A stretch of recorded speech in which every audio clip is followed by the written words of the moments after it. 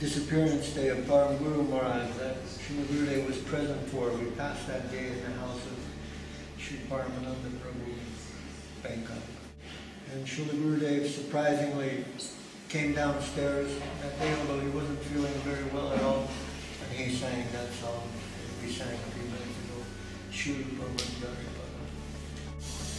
And then, very much to my surprise, he told me to give a lecture about Param Guru Maharaj. By Srila Gurudev's mercy and his kindness, it turned out good. Srila Gurudev was very pleased. Extremely pleased.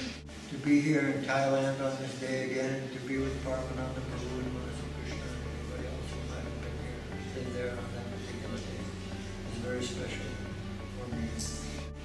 So I was very fortunate to pass this day with Srila Gurudev on many, many occasions in many different centers all over the world.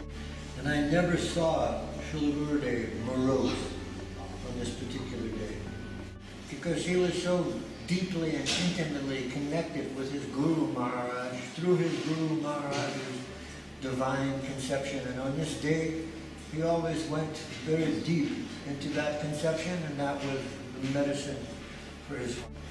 So now we have to also observe Srila Gurudev's Disappearance Day. And we're not so advanced and so steeped in Krishna consciousness and so deep into these conceptions. Sometimes we become a little sentimental. I first went to the Sri Chaitanya Saraswati Math in 1974, but that was just in some ISKCON parikrama party. Param Guru Maharaj, he gave some lecture, many people were on the stage. I didn't know who was who, I didn't know what they were saying. I know the prasadam was really good. Really, I still remember distinctly that prasadam. And sadly, it took 10 years to make it back again. I went back next time in 1984. So I arrived late at night, maybe 10, 11 o'clock at night, and they gave me a bed, a mosquito net, a glass of lemonade. And the next day, early in the morning, some devotee came to me and said, Srila Guru Maharaj wants to see you now. And I was like looking around, who's talking to him? So I went up to see him. He put a garland on me and asked me so many beautiful questions, if I was comfortable, if I got prasad the night when I arrived, if I had everything I needed. It was inconceivable. I never experienced anything like that. And it's the highest Vaishnava on the planet, garlanding a filthy truck driver from America. At that time I really was a truck driver. Inconceivable. You can't conceive of that kind of kindness. I mean, if you're a truck driver, most places you go to, you can't even go inside, you have to wait outside.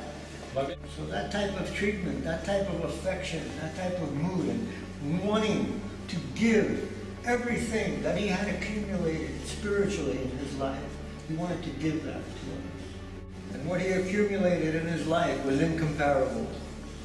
But we have too many experience of bad transactions in mundane existence, so we can't conceive of that type of kindness and benevolence.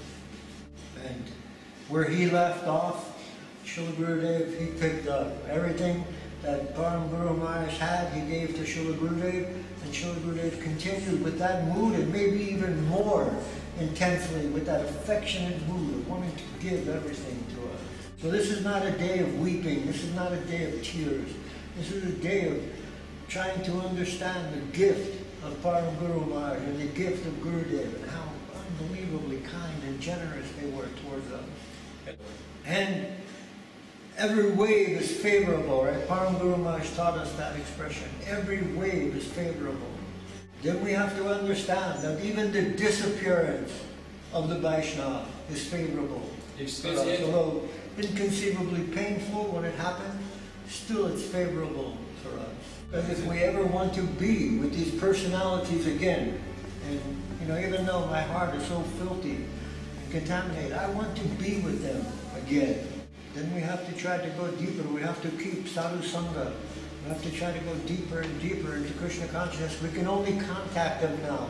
We can only be with them through the level of consciousness. Because that's where they're existing, right on a level of very high consciousness. They're still calling us. The call hasn't stopped. They're still calling us. And we don't have to, learn magic. We don't have to become expert. We don't have to become gymnasts or, linguistics or logicians or anything. We just have to try to follow them and try to follow their sweet and beautiful instructions to us. And then sometime in the near future, we'll be with them again. Once when I was sick in Govardhan, Srila Gurudev was also sick at the same time, and we were sitting on his veranda, and he looked at me, and he smiled, and he said, Prabhu, we are going to leave our bodies together in Govardhan. And I said, Gurudev, that would be extremely wonderful. The only problem was afterwards, you're going in one direction, and I'm going in the other direction. He didn't tell me I was wrong. He didn't correct me. We can't just die and think we'll be with Gurudev. Otherwise we would all drink some Jim, you guys don't even know. The Jim Jones Kool-Aid example is not going to work. Take the hose from the gas tank or something. We could be with Gurudev so easy just by dying. And we would all die. Happily. But we have to die to live, and it has nothing to do with the physical body. So we just have to be grateful and have to always look at this beautiful gift that we've been given, and then our appreciation will increase and increase and increase until it becomes prema. Right? That appreciation starts in the beginning. At least we think it's a very nice thing, Krishna consciousness. But that appreciation grows and gets stronger and grows and gets stronger until it becomes prema. We just have to be faithful and loyal to our Srila Gurudev. So, Om Sripad Srila Bhakti Sundar Govindadev Goswami Maharaj Ki Jai. Om Sripad Srila Bhakti Sridhar Goswami Maharaj Ki Jai.